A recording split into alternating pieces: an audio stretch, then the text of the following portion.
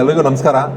ಈ ದಿನ ಬೆಂಗಳೂರು ದಕ್ಷಿಣ ಕರ್ನಾಟಕ ರಾಜ್ಯ ಸರ್ಕಾರಿ ನೌಕರ ಸಂಘದ ವತಿಯಿಂದ ಒಂದು ಪತ್ರಿಕಾಗೋಷ್ಠಿಯನ್ನು ಕರೆದಿದ್ದೀವಿ. ಈ ಪತ್ರಿಕಾಗೋಷ್ಠಿಯನ್ನು ಕರೆದಿರ್ತಕ್ಕಂಥದ್ದು ಉದ್ದೇಶ ಇಷ್ಟೇ: ಗ್ರೇಟರ್ ಬೆಂಗಳೂರು ಅಭಿವೃದ್ಧಿ ಪ್ರಾಧಿಕಾರ ಏನು ಅಧಿಕಾರಿಗಳು ಮತ್ತು ನೌಕರರು ಯಾರೋ ಅವ್ರ ಮೇಲೆ ಮೊನ್ನೆ ನಡೆದಂಥ ಬಿಡದಿಯಲ್ಲಿ ನಡೆದಂಥ ಹಲ್ಲೆ ಕುರಿತು ನಾವು ಪತ್ರಿಕಾಗೋಷ್ಠಿಯನ್ನು ನಡೆಸ್ತಾ ಇದ್ದೀವಿ. ಮೊದಲನೇದಾಗಿ ನೌಕರ ಸಂಘದ ವತಿಯಿಂದ ನಾವು ಈ ಹಲ್ಲೆಯನ್ನು ಖಂಡಿಸ್ತೀವಿ. ಯಾವುದೇ ನೌಕರರು ಅಧಿಕಾರಿಗಳು ಏನು ನಮ್ಮ ಕೆಲಸಗಳಿರುತ್ತೋ ಅಷ್ಟನ್ನು ನಾವು ಸಾಂವಿಧಾನಿಕ ಹುದ್ದೆಯಂತೆ ನಾವು ನಡೆಸ್ಕೊಂಡು ಬಂದಿರ್ತೀವಿ.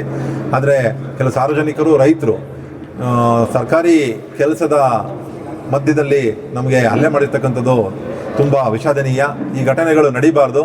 ಯಾವುದೇ ರೈತರು ಅವ್ರ ಸಮಸ್ಯೆಗಳಿದ್ದರೆ ಅಲ್ಲೇ ಹೇಳ್ಕೊಬೇಕು, ಆದರೆ ಹಲ್ಲೆ ಮಾಡೋ ತನಕ ಹೋಗಬಾರ್ದು ಅಂತ ನಾನು ಈ ಮೂಲಕ ಕೋರ್ಕೊಳ್ತೀನಿ. ಜೊತೆಗೆ ಜಿಲ್ಲಾಡಳಿತ ಆಗಲಿ, ಪ್ರಾಧಿಕಾರ ಆಗಲಿ, ಮುಂದಿನ ದಿನಗಳಲ್ಲಿ ನಮ್ಮ ಅಧಿಕಾರಿಗಳಿಗೆ, ನೌಕರರಿಗೆ ಸೂಕ್ತ ರಕ್ಷಣೆಯನ್ನು ಕೊಟ್ಟು ಕೆಲಸವನ್ನು ಮಾಡಿಸ್ಬೇಕು. ಯಾಕೆಂದರೆ ಎಲ್ಲ ನೌಕರರು, ಅಧಿಕಾರಿಗಳು ಕೂಡ ಕುಟುಂಬ ಇರುತ್ತೆ. ಈಗ ಎಲ್ಲರೂ ಏನು ಮಾತಾಡ್ತಾ ಇದ್ದಾರೆ ಅಂದರೆ ರೈತರ ಮಕ್ಕಳಿಗೆ ಹಲ್ಲೆ ಅಂತ ಹೇಳ್ತಾ ಇದ್ದಾರೆ. ಯಾಕೆ ಅಂತಂದರೆ ಇಲ್ಲಿ ಇರ್ತಕ್ಕಂಥ ಎಲ್ಲ ಕೆಲಸ ಮಾಡೋರು ರೈತರ ಮಕ್ಕಳುಗಳೇ ಕೆಲಸ ಮಾಡ್ತಾ ಇರ್ತಕ್ಕಂಥದ್ದು. ಈ ಜಿಲ್ಲೆಯಲ್ಲಿ ಇರ್ಬೋದು, ಬೇರೆ ಜಿಲ್ಲೆ ಇರ್ಬೋದು, ಅವರು ಕೂಡ ಮಕ್ಕಳೇ. ಆ ದೃಷ್ಟಿನಲ್ಲಿ ಯಾವುದೇ ರೈತರಿರ್ಬೋದು, ಸಾರ್ವಜನಿಕರು ಇರ್ಬೋದು, ನಮ್ಮ ಸರ್ಕಾರಿ ನೌಕರರು ಕೆಲಸ ಮಾಡೋ ಸಂದರ್ಭದಲ್ಲಿ ಅವ್ರಿಗೆ ದಯಮಾಡಿ ನೀವು ಬಾಯಲ್ಲಿ ಹೇಳಿದ್ರು ಕೂಡ ಅವ್ರು ವಾಪಸ್ ಹೋಗ್ತಿದ್ರು. ಅಂಥ ಸಂದರ್ಭದಲ್ಲಿ ನೀವು ಈ ರೀತಿಯ ವಿಕೋಪಕ್ಕೆ ತೊಗೊಂಡೋಗ್ಬಾರ್ದಾಗಿತ್ತು ಅಂತ ನಾನಾದರೂ ಭಾವಿಸ್ತಾ, ಈ ಘಟನೆಗಳು ನಮ್ಮ ಜಿಲ್ಲೆಯಲ್ಲಿ ಮತ್ತೆ ನಡೀಬಾರ್ದು.